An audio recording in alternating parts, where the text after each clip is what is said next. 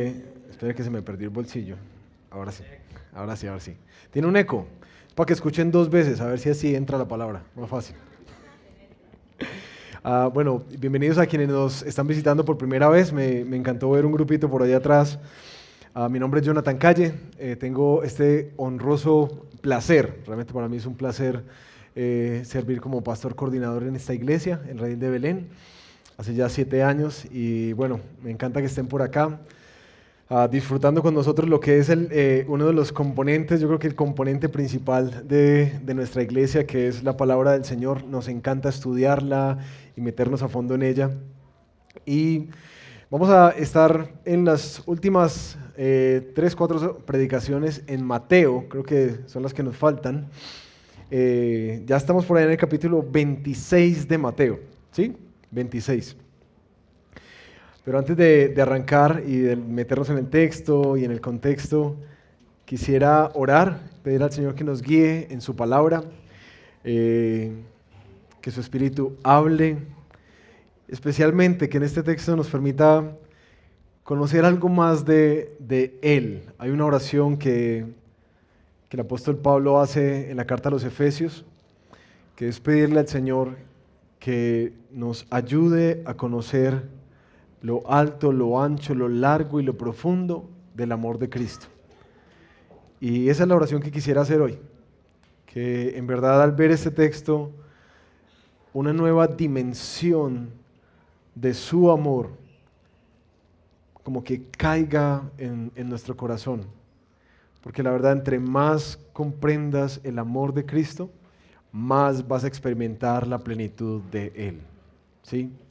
Y menos búsquedas vas a tener, más paz, más gozo, más plenitud en la vida vas a tener. Así que oremos juntos por eso.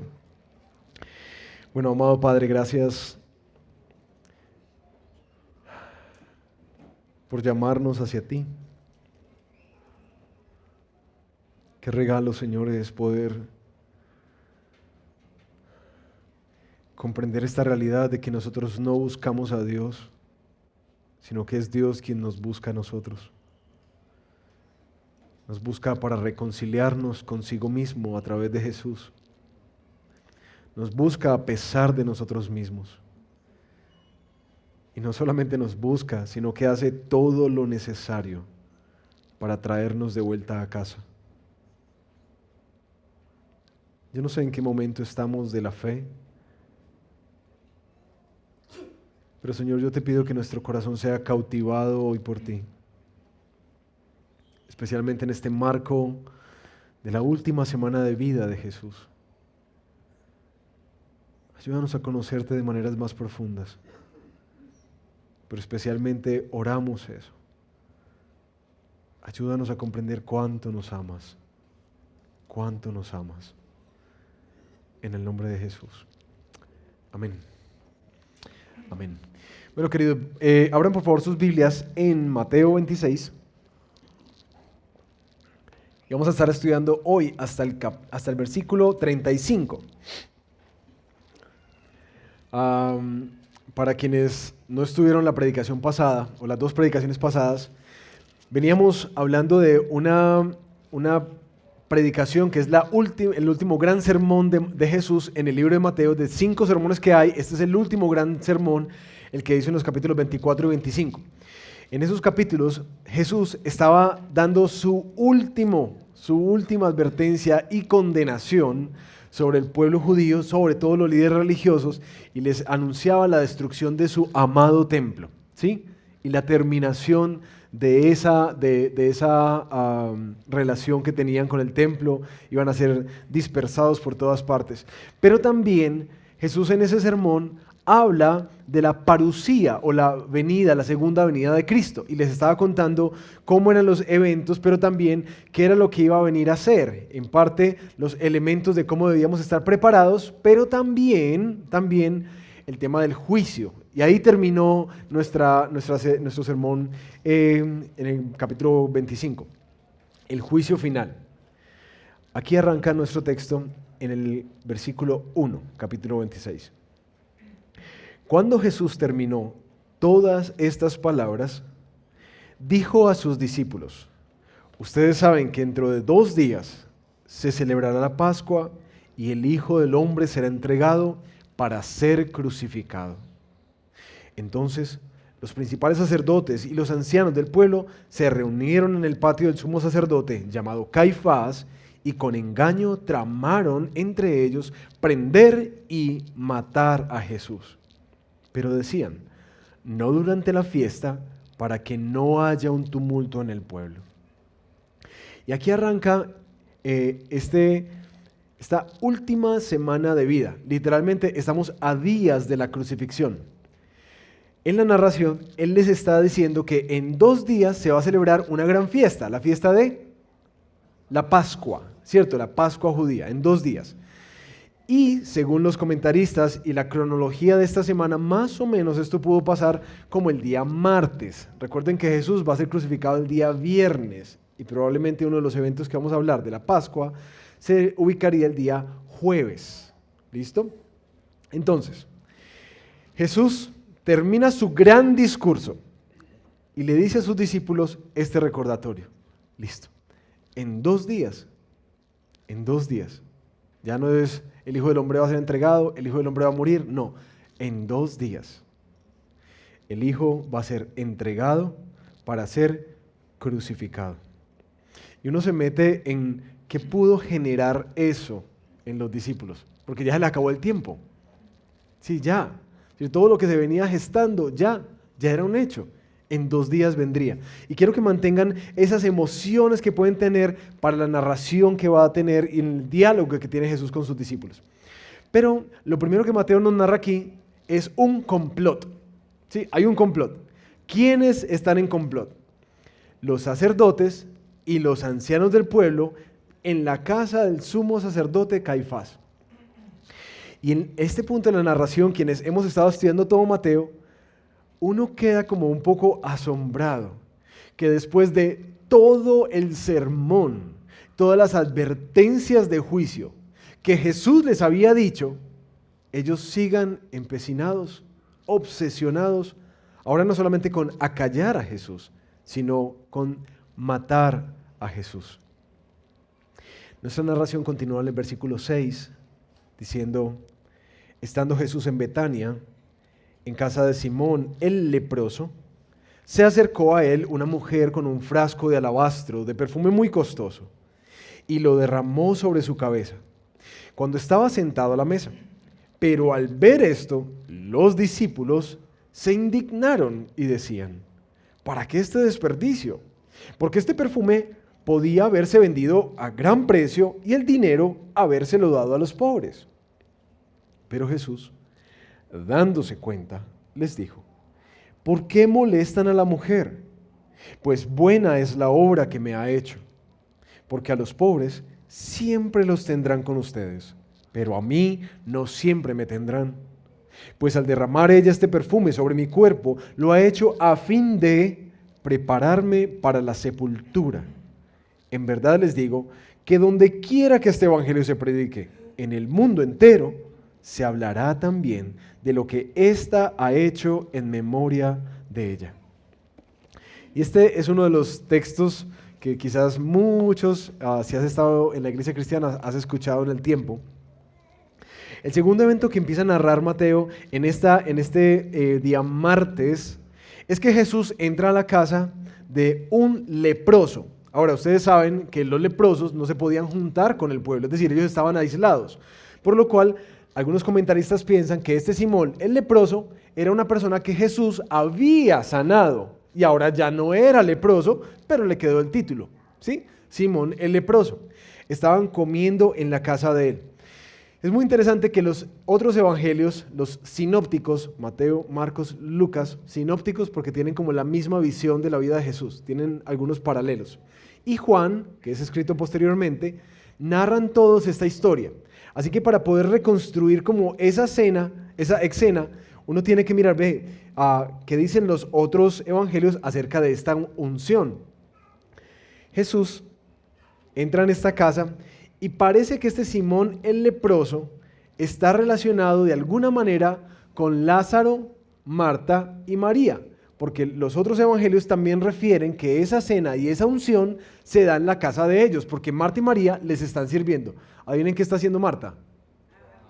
Trabajando, ¿cierto? Marta está trabajando. Y adivinen quién es María. ¿Qué está haciendo María? Según Juan capítulo 12, María, la hermana de Lázaro, es la mujer que unge a Jesús. Juan 12, 18. Juan 12, 1 al 8. María es la mujer que unge a Jesús. Por eso, algunos comentaristas diferencian esta historia con la historia de Lucas, de una mujer pecadora, que en la casa de un fariseo entra, una mujer pecadora, y unge los pies de Jesús. ¿Sí? Lo diferencia. Ahora, es muy interesante que Marcos y Lucas, junto con Juan, sí nos dan a entender que este Simón, el leproso, además, es un fariseo, es un principal dentro del pueblo judío. Entonces hay como una relación como muy especial ahí. Ahora, los evangelios nos cuentan que el perfume que tenía el frasquito de alabastro, era de nardo puro, que era algo muy costoso. Dicen más o menos que ese frasquito podría costar unos 300 días de salario. Es decir, eso era mucha plata lo que había ahí y que se guardaba para ocasiones especiales. Sin embargo, esta mujer que en Juan se identifica como María, considera que eso es nada comparado con aquel a quien está siendo adorado, honrado, reverenciado con eso, a Jesús. Por eso lo quiebra y unge a Jesús. Es muy curioso porque no hay tanta claridad en los evangelios de decir por qué María hace eso. Aparte que es algo curioso de que llegue de pronto una mujer y uno comiendo y ¡fum!, le reguen un frasco de perfume en la cabeza, ¿sí? Que llena toda la casa. Pero sí parece, por la narración que Mateo nos va contando, que María, al tener esta relación tan cercana con Jesús, seguramente estaba informada de eso que Jesús exalta de ella, de que ella lo está haciendo con un fin, y es prepararlo para la sepultura. ¿Sí? Prepararlo para la sepultura. Parece que María sabe que es el tiempo final de Jesús, y ella quiere honrarlo con algo que para todo el mundo es como que ¡qué desperdicio! ¿Usted por qué va a quebrar eso ahí? Eso se podría haber vendido y dárselo a los pobres. ¡Qué desperdicio! Pero esta mujer considera eso nada comparado con aquel que está siendo honrado y preparado para su muerte. Ahora, el tema de la reacción es muy curiosa, porque no solamente los discípulos reaccionan así, sino que la expresión de eso hubiera sido mejor utilizado de otra manera. ¿Por qué? Porque como lo más importante es que es hacer obras de caridad, pues hombre, y sí nos trae como ese principio de que en la vida del creyente y del seguidor de Jesús no todo se trata solamente de obras de caridad. Ahora, el texto no anula que uno se preocupe por los pobres, como en estos días un diálogo por ahí que tuvimos. No, es que uno no tiene que hacer eso porque los pobres siempre van a estar. Espérate un momentico. No me hagas esa exégesis del texto. Porque el capítulo anterior nos dijo la importancia de preocuparnos justamente por vestir al desnudo, dar agua al sediento, visitar en la cárcel, en los hospitales, ¿recuerdan? Entonces es muy importante. Pero Jesús está diciendo que hay algo prioritario, que es honrarlo a Él. Ahora, Juan amplía un poquitico el problema que hay en el corazón. Identifica que Judas fue el que dijo ese comentario, como que, qué desperdicio. Ahí no por qué. Porque como él era el administrador, ahí estaba el CBY, ¿cierto? Sustraía de la bolsa, entonces, mate todo lo que hubiera sacado de esos 300 días de salario, hubiera sacado de ahí. La narración continúa y quiero que conecten este evento con Judas con lo que sigue, versículo 14. Entonces, uno de los 12, llamado Judas Iscariote, fue a los principales sacerdotes y les dijo: ¿qué están dispuestos a darme para que yo les entregue a Jesús? Y ellos le pesaron 30 monedas de plata, 30 ciclos, 432 gramos. Y desde entonces Judas buscaba una oportunidad para entregar a Jesús. Cuando tú veas esos conectores al leer tu Biblia, entonces, de repente, los para, los por qué, hazles una bolita alrededor, porque ellos te van a indicar las relaciones de los textos.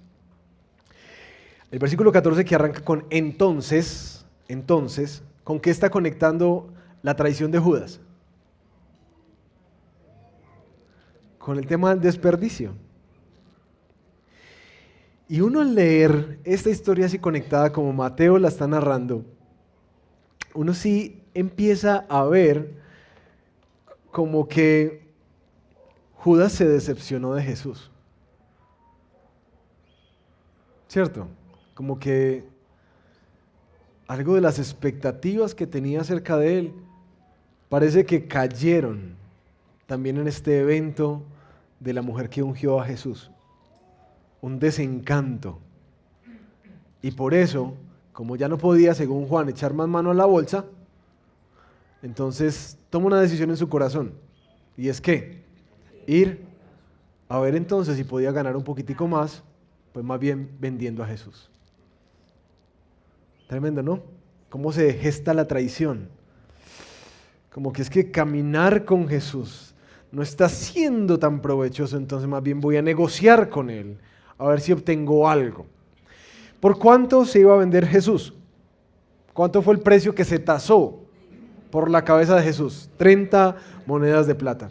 Y es muy interesante porque eso tiene un simbolismo, especialmente si uno estudia por allá Éxodo capítulo 21, que es el mismo precio que se le pone para reponer a un esclavo que fue corneado por un toro.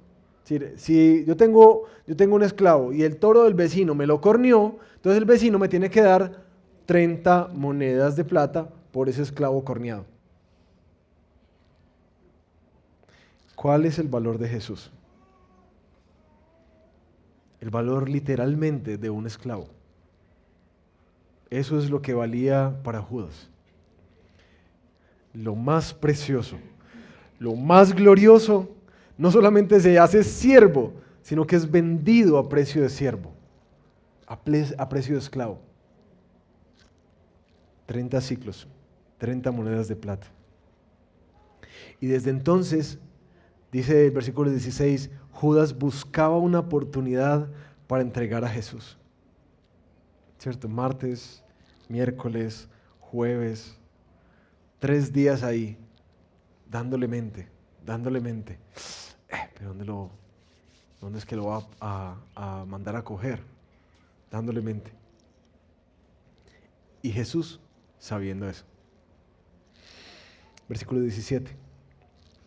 El primer día de la fiesta de los panes sin levadura, se acercaron los discípulos a Jesús diciendo, ¿dónde quieres que hagamos los preparativos para que comas la Pascua?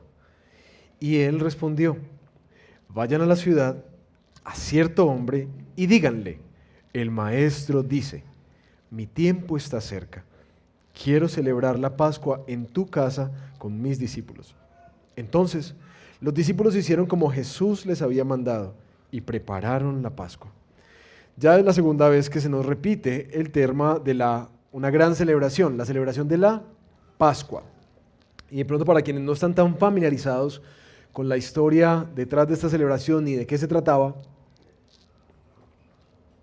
la Pascua judía, la cual se sigue celebrando hasta el día de hoy por los judíos, era una festividad que conmemoraba, ¿qué hecho? A ver, examen de Biblia. La salida, ¿cierto? El éxodo, la salida de Egipto, la liberación de Dios a su pueblo de la esclavitud del faraón en Egipto. El pueblo de alguna manera ve ese relato constante y no solamente hace memoria de él, sino que Dios lo instituye como una celebración que constantemente ellos deben hacer memoria. Y quienes han leído las Escrituras se dan cuenta de cuánto protagonismo tiene esa liberación en toda la historia de la Biblia, ¿cierto? Es como un hito que se marca en toda la historia de la redención o de la salvación de parte de Dios. Es una historia que se ejemplifica como lo que Dios constantemente quiere hacer con nosotros, y es rescatarnos de nuestra esclavitud, ¿cierto? Y traernos a una relación en la que Él nos llama su pueblo. Eso es la liberación.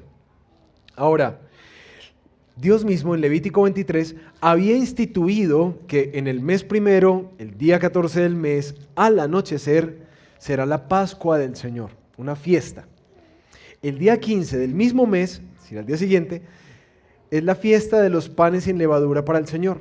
Por 7 días comerán pan sin levadura. En el primer día tendrán una santa convocación. No harán ningún trabajo servil y durante 7 días presentarán al Señor una ofrenda encendida. El séptimo día es santa convocación, no van a hacer ningún trabajo de servicio. ¿Qué era lo que Dios había instituido? Esta fiesta quedaría como un mandamiento para siempre en el pueblo. Constantemente ellos recordarían cada año en la Pascua que Dios es un Dios rescatador, que Dios los liberó, ¿cierto? Y que los continúa liberando. Ahora, en la Pascua había unas instrucciones muy particulares, que es este tema del pan sin levadura. ¿Por qué ese pan sin levadura? Para recordarles que cuando fueron liberados de Egipto, ellos ni siquiera tuvieron tiempo para leudar el pan. Así que se lo comieron así, todo aplastado. Entonces, para que ellos hagan memoria constante, les dijo, van a comer ese pan sin levadura. Pero también en esa fiesta en particular se celebraba algo precioso. Y era el sacrificio de un cordero. De un cordero.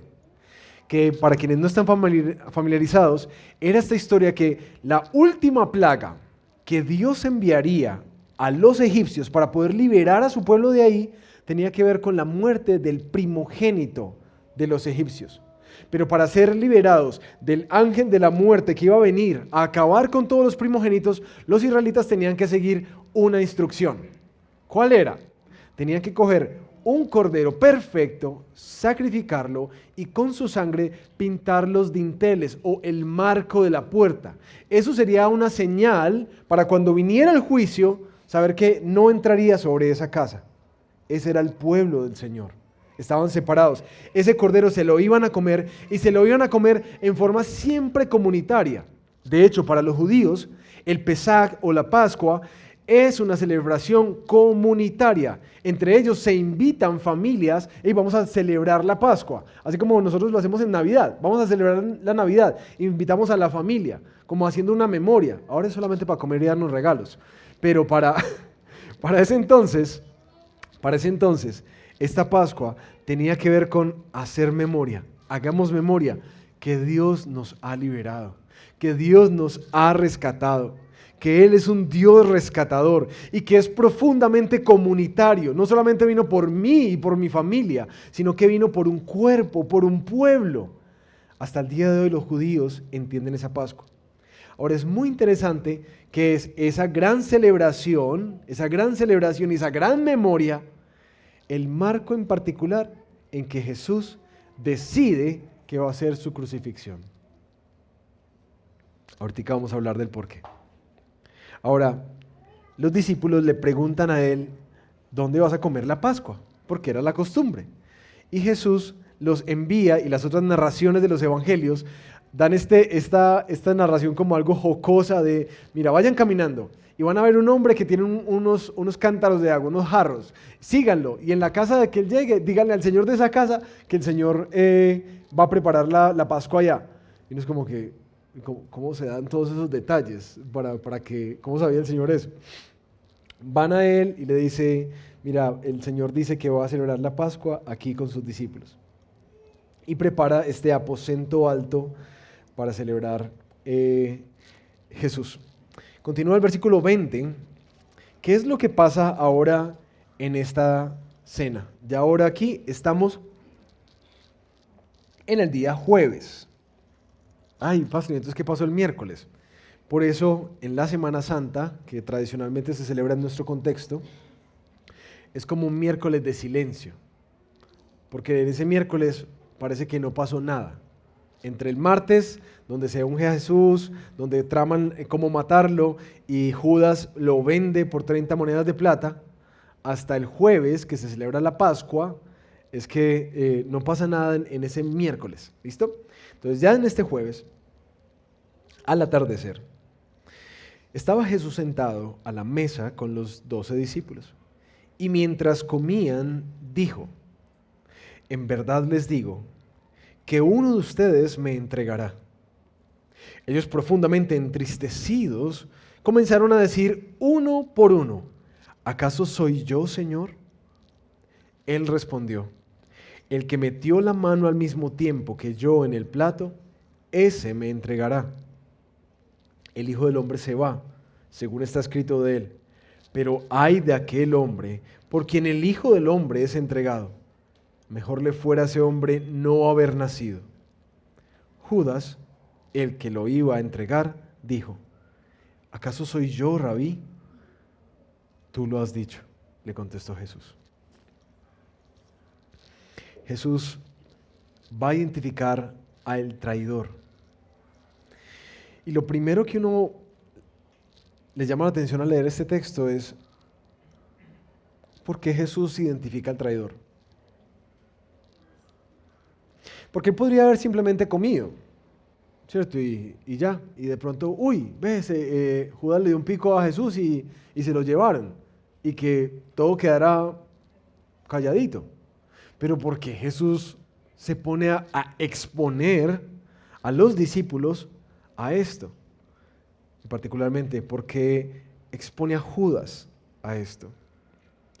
El texto no nos lo dice, no dice por qué, pero es muy curioso. Porque en últimas, ¿qué es lo que gana Jesús al exponer esta realidad? No solamente para los discípulos en la Santa Cena, sino para nosotros sus lectores posteriores. ¿Qué es lo que uno gana? Uno darse cuenta del conocimiento del Señor, que conoce los secretos del corazón, pero también, en últimas, muestra la pecaminosidad de nuestro corazón. Como que Jesús en esa cena, que era para celebrar algo bonito, expone algo muy oscuro, y es la oscuridad del pecado de Judas. Que quien ha caminado 3 años con él, ha visto milagros, con asombro de lo que Jesús ha hecho, está dispuesto a venderlo a precio de esclavo. Ahora es bien interesante la actitud de los discípulos, porque imagínense ustedes en una Santa Cena, están en la cena y Jesús dice: uno de ustedes me va a traicionar.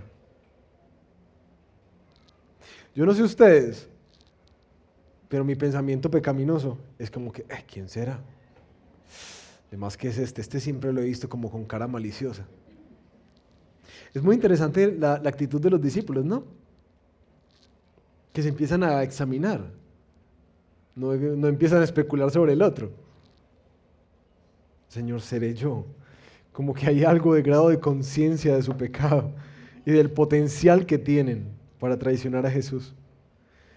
Jesús dice: el que mete la mano al mismo tiempo que yo en el plato.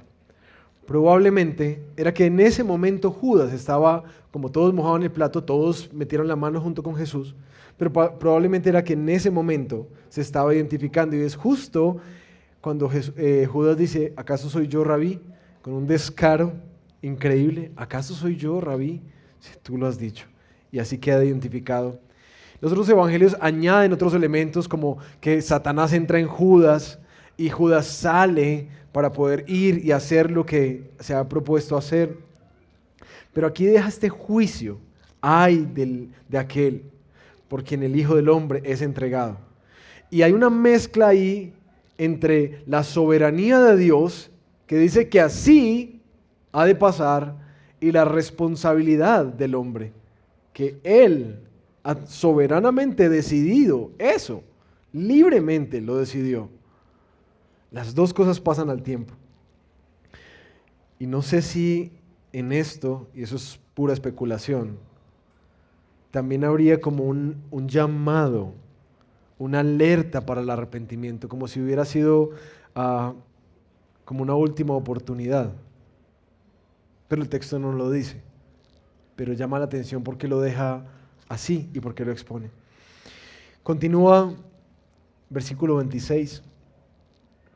Mientras comían, Jesús tomó pan y habiéndolo bendecido, lo partió y dándoselo a los discípulos, dijo: tomen, coman, esto es mi cuerpo.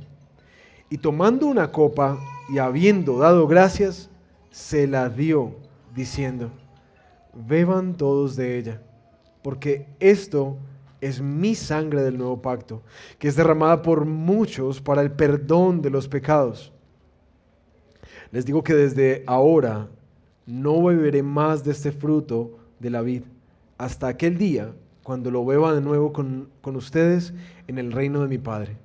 Y después de cantar un himno, salieron hacia el monte de los olivos. Si ustedes se ponen a investigar un poquitico de la Pascua de los judíos, van a ver que hay toda una tradición que se teje detrás de esta cena, en la cual sí hay unos salmos que se cantan, unas oraciones que se recitan, y el partimiento del pan, la forma en que lo parten, lo dividen, y la copa, que de hecho en algunas tradiciones son las copas, es muy interesante porque aporta mucho simbolismo y mucho significado a lo que Jesús está haciendo aquí. Resulta que Jesús toma el pan, ese pan que representaba no solamente la salida, sino también el sustento de Dios constante para su pueblo, y dicen: este pan es partido, este es mi cuerpo que es quebrado, como lo refieren los otros evangelios, es quebrado a causa de ustedes y se los da. Aquí hay sustento de Dios, y lejos, de pronto para hacer una claridad de una vez, de algo que quizás aprendimos en una tradición más grecorromana, de la transustanciación, no es que literalmente cuando comamos el pan y la copa, el cuerpo literal de Jesús está ahí. Nosotros no creemos que es esto. Las Escrituras dejan claro que hay un simbolismo, que si hay algo especial de lo cual participamos cuando tomamos la Santa Cena del Señor, pero no es que nos estemos comiendo literalmente el cuerpo de Cristo, ¿sí? Estamos haciendo memoria de Él, ¿vale? Una claridad importante. No nos comemos el cuerpo de Cristo ni nos tomamos su sangre, es solamente que hacemos memoria de Él cuando lo hacemos. Pero luego Jesús hace referencia a la copa y dice que esta copa representa ¿qué? La sangre de un nuevo pacto. ¿Qué es un pacto? Un compromiso que dos personas hacen entre ellos mismos, ¿cierto? Se comprometen, firman un contrato.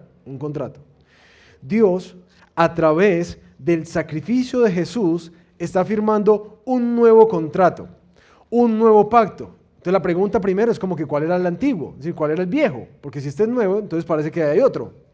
Y para quienes de pronto no conocen esto, Dios se había hecho un pacto con su pueblo, que algunos llaman el pacto de obras, que si hacíamos esto y esto, entonces seríamos bendecidos por el Señor y seríamos un especial pueblo para Él, que si cumplíamos la ley, entonces íbamos a ser a su especial tesoro. El pacto de obras es: haz esto y vivirás. Y todo el Antiguo Testamento está basado y fundamentado en este pacto de obras. Uno lo ve claramente en la ley de Moisés, cuando les dice: ¿ustedes están comprometidos a hacer esto? Sí, estamos comprometidos. Y se sella el pacto con sangre, ¿cierto? Que se rocía sobre ellos para decir: quien no cumpla este pacto, lo que va a pasar con él es que va a morir. Y es un pacto que no solamente implica al pueblo, sino que Dios mismo se compromete, que si Él es infiel a este pacto, Él mismo se compromete, como si algo fuera posible, a morir. Pero Dios no se va a negar a sí mismo, no va a romper su pacto. Ahora, este es un nuevo pacto, pero ¿cuál es el nuevo pacto? Dice el versículo 28. Esta es la sangre del nuevo pacto que es derramada por muchos. ¿Para qué? El perdón de los pecados. Esta sangre representaba literalmente el precio, el pago del pecado del pueblo. lo que el pueblo tenía que hacer, y como no lo hizo, entonces en consecuencia deben sufrir el juicio de Dios, el castigo de Dios, como lo demanda la ley. Entonces ahora este Cordero Pascual, que es Cristo Jesús, viene y entrega su vida por nosotros, los pecadores.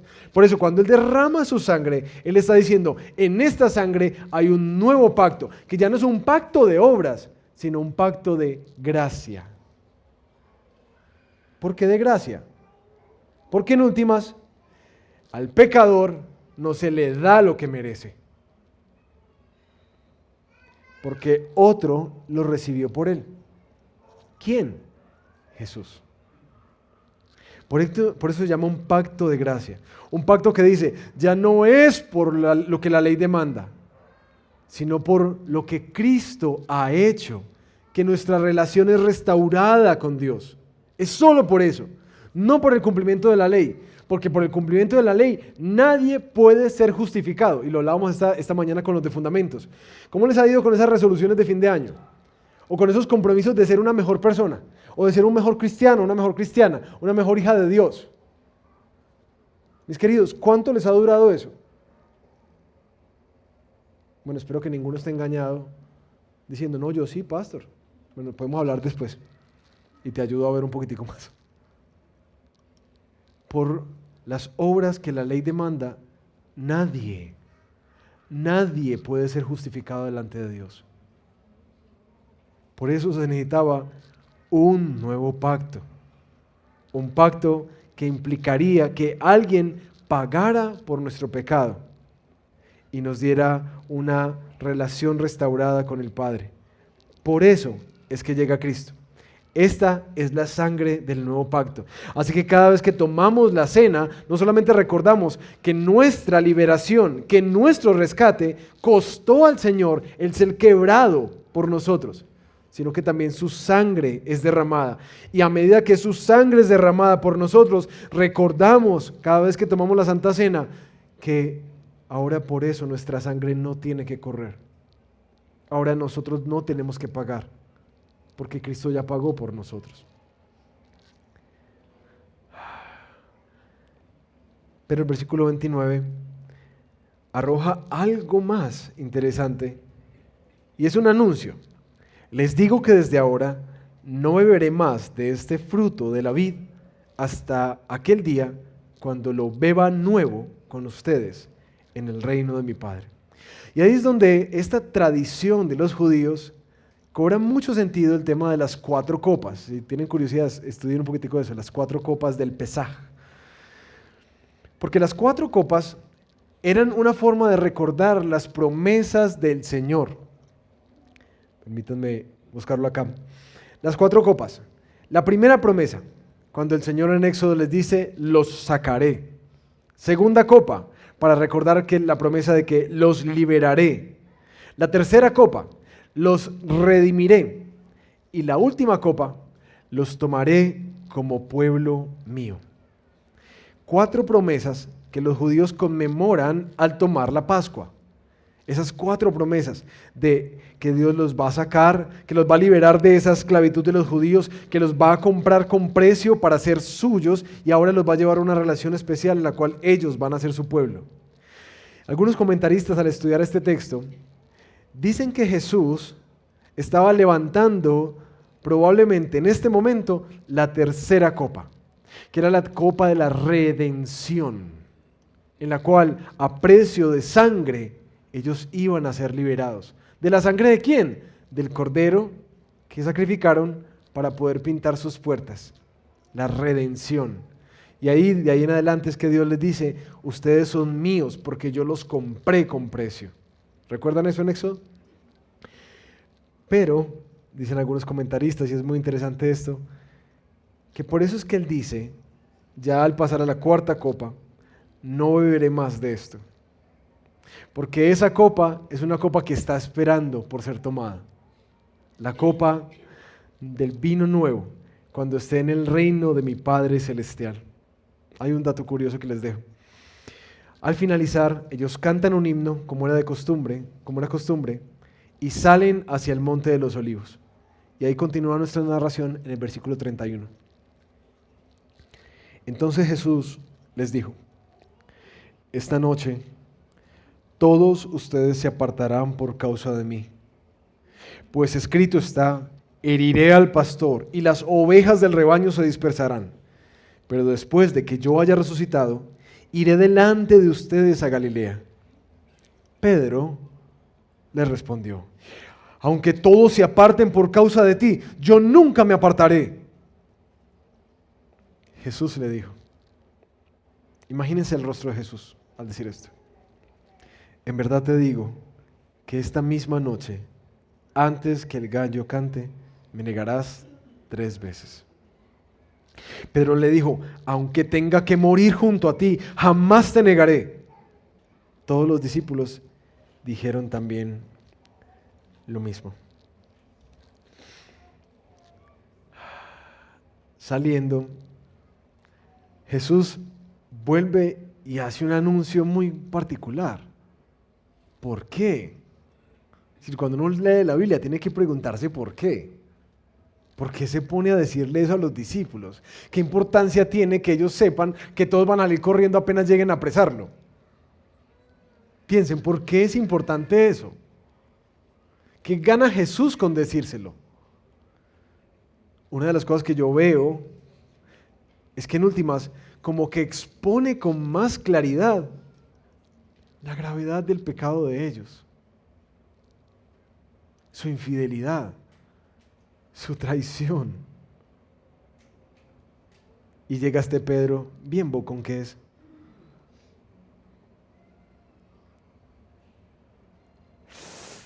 Yo nunca me apartaré. Y Jesús le dice: esta misma noche lo harás 3 veces antes de que cante el gallo. Y Pedro vuelve e insiste: aunque tenga que morir junto a ti, jamás te negaré. Y bueno, hay que acuñarle a Pedro que sacó la espada y le mochó la oreja a este hombre, al siervo del sacerdote. Pero en últimas, cuando entra al palacio y lo empiezan a interrogar, ¿qué es lo que hace Pedro? Por temor, negar a Jesús, ¿sí? Y cuando lo ve de lejos, llora amargamente Pedro.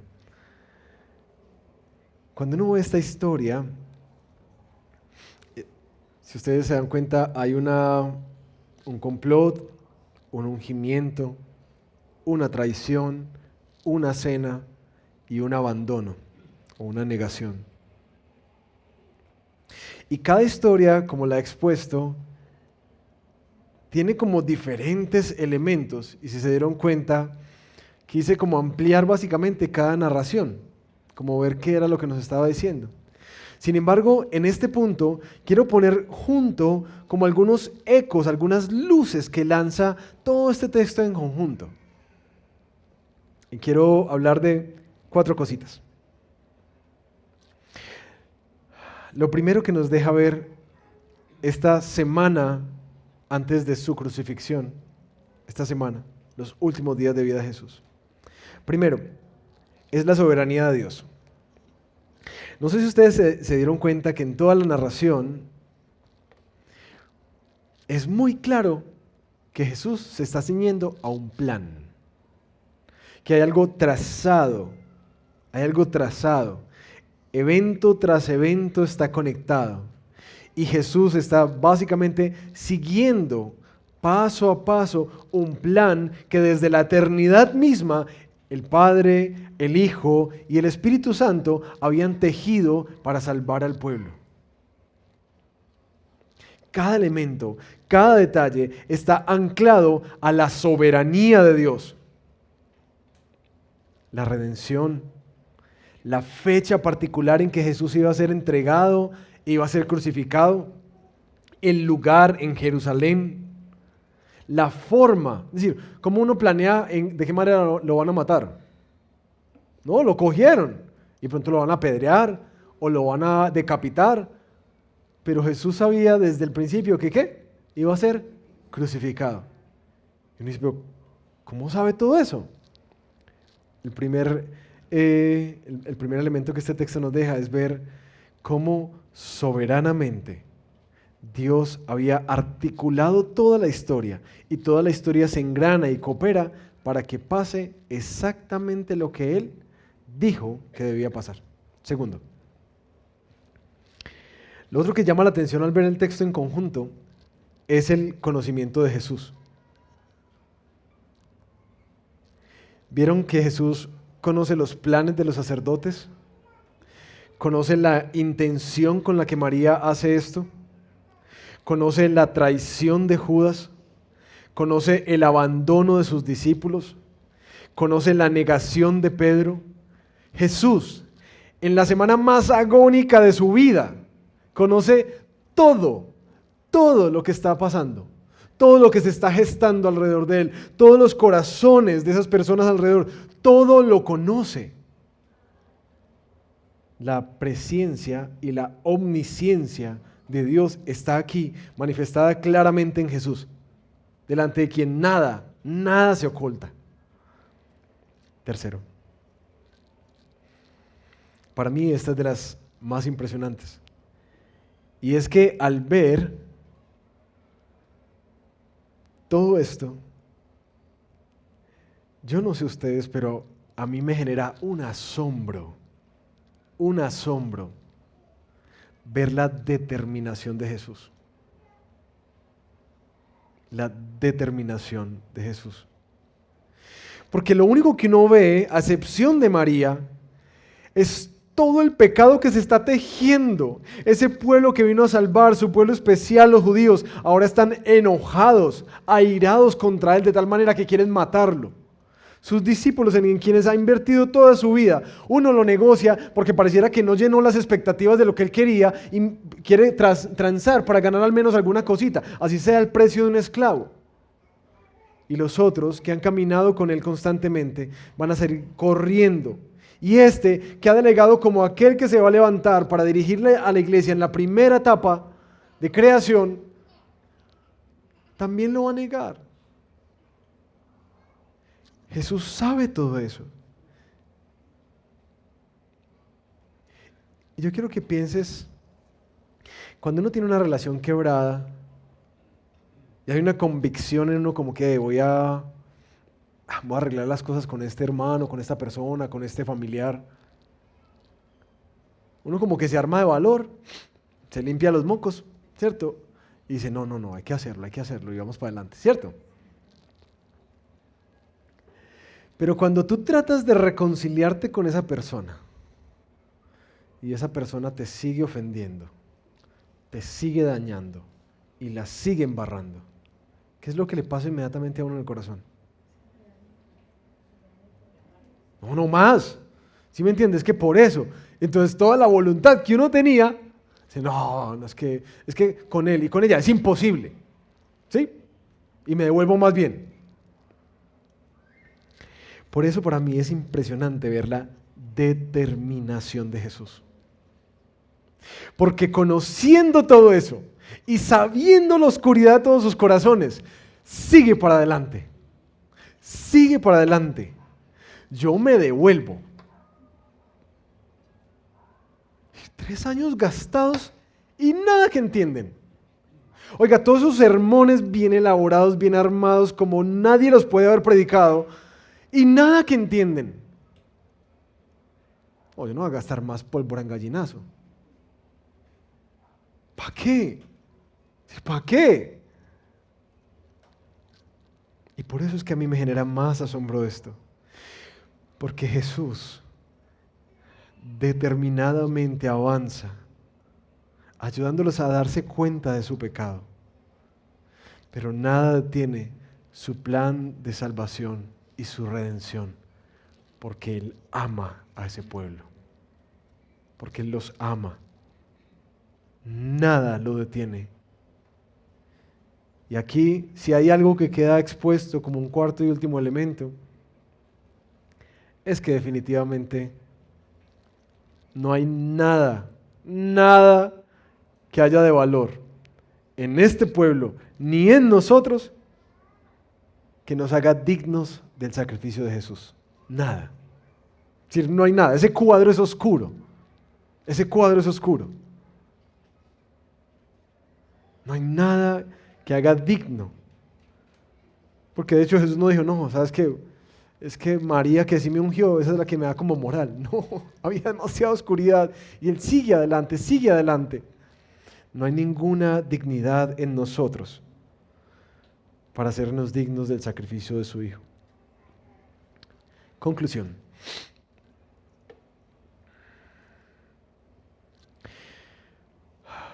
Hoy vamos a culminar esta predicación, casó exactamente con la Santa Cena, providencialmente y soberanamente articulado.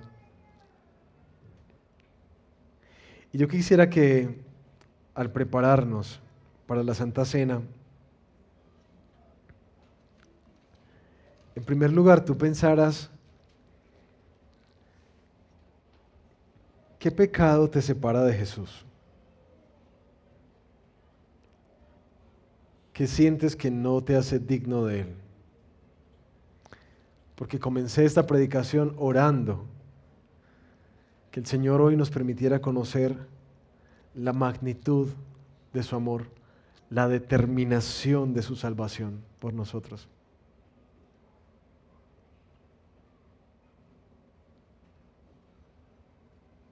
Y en verdad yo quisiera que al ver este cuadro tan oscuro,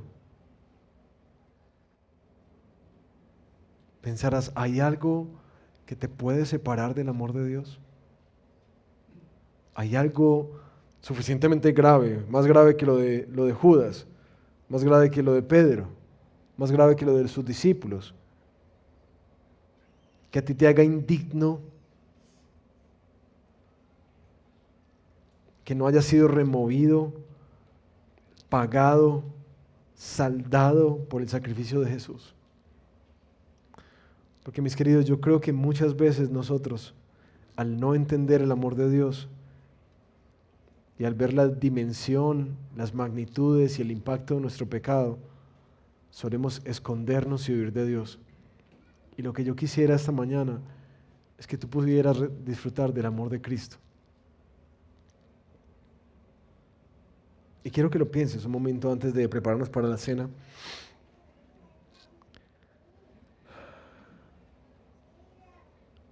Si de pronto tú has caminado como los sacerdotes y ancianos en una hostilidad, porque has entrado en guerra contra Jesús. Jesús tenía eso en mente, aquí camino a la cruz. Y estaba dispuesto a morir por ellos, por eso colgado en el madero, aún clama, Padre, perdónalos. A estos hostiles, los que me han odiado, los que me han criticado, los que han mantenido una pelea contra mí, perdónalos, porque ellos no saben lo que hacen. Así que si tú eres uno de esos hostiles, yo quiero invitarte una vez más a que te rindas a Jesús y que entiendas que tu hostilidad contra Dios también estaba incluida en ese sacrificio.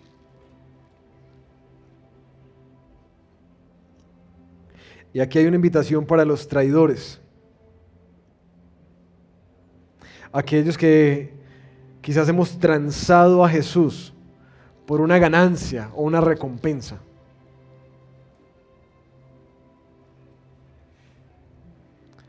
Que en algún momento caminamos con Jesús y lo dejamos porque no estaba funcionándonos, porque no nos estaba dando lo que queríamos, porque no nos hizo el milagro. Así que preferimos buscar otras formas de salvación, otras formas de felicidad, otras formas de gozo, otras formas de consuelo.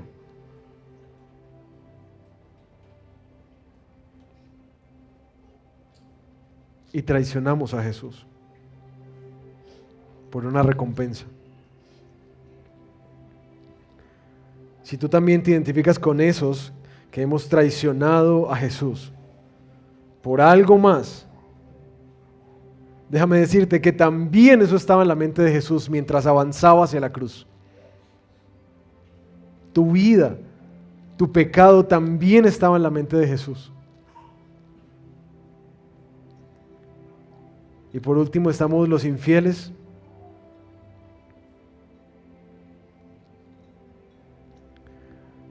Los que decimos sí, sí, hasta la muerte. Pero no es sino que venga la persecución, la crítica, el sufrimiento a causa del Evangelio, para que salgamos corriendo y negamos a Jesús por la aprobación de otros, por nuestros propios deseos. Si tú te consideras como yo, también un infiel que tan fácilmente negocia, que tan fácilmente niega a Jesús, por temor a las implicaciones, déjame decirte que también eso estaba en la mente de Jesús esta semana mientras avanzaba hacia el madero. Así que dime, ¿qué te puede separar? ¿Qué? ¿Qué te puede separar del amor de Cristo? Nada. No hay nada que te pueda separar. No dejes que tu pecado te lleve a correr lejos. Por el contrario, mira la determinación de Jesús para poder salvarte, para amarte, para traerte a casa. ¿Qué te puede separar de Él? ¿Por qué sigues corriendo lejos? ¿Por qué?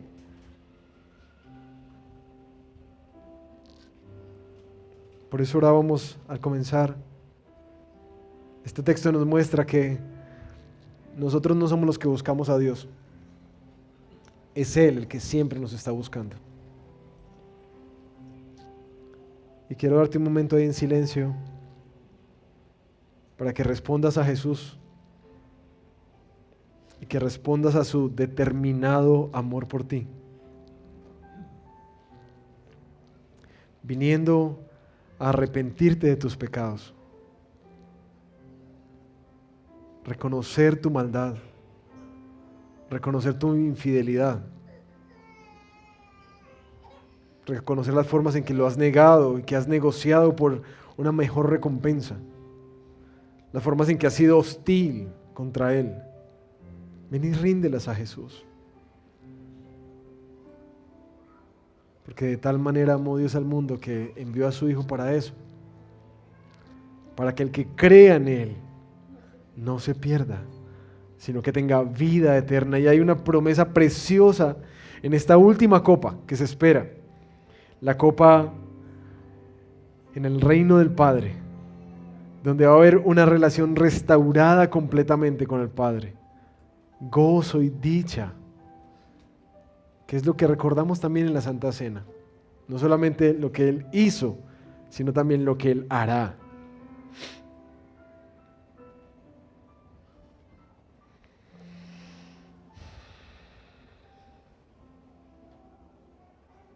Señor, al prepararnos para la Santa Cena, como tú dices, debemos examinar nuestro corazón y mirar si hemos pecado contra ti deliberadamente, si somos dignos. Y Señor, sabemos que nuestro comportamiento no nos hace dignos, solo tu sacrificio. Gracias, Señor, por tu determinado amor por nosotros. Si algo podemos recordar y reconocer a través de este texto es que tú nos amas y nos amas profundamente. Que no hay nada que nos pueda separar de ti. Que no hay nada que nos esclavice, que no hay nada que nos enculpe, nos enjuicie, porque te tenemos a ti. Yo te pido que aquellas personas que han estado como en las periferias, escuchando acerca de Jesús, tanteando, hoy puedan venir a convertirse en hermanos, hoy puedan venir a recibir el abrazo del Padre, hoy puedan venir a conocer el perdón gratuito que hay para los pecadores en Cristo Jesús. al prepararnos para la cena, queremos hacer memoria de dónde está nuestro perdón, de dónde está nuestro galardón, nuestra recompensa, de dónde está nuestra paz, que no es del pacto de obras, ya no más, es de este pacto de gracia que nos hace hijos, amados, coherederos. Danos esa dignidad hoy, Señor.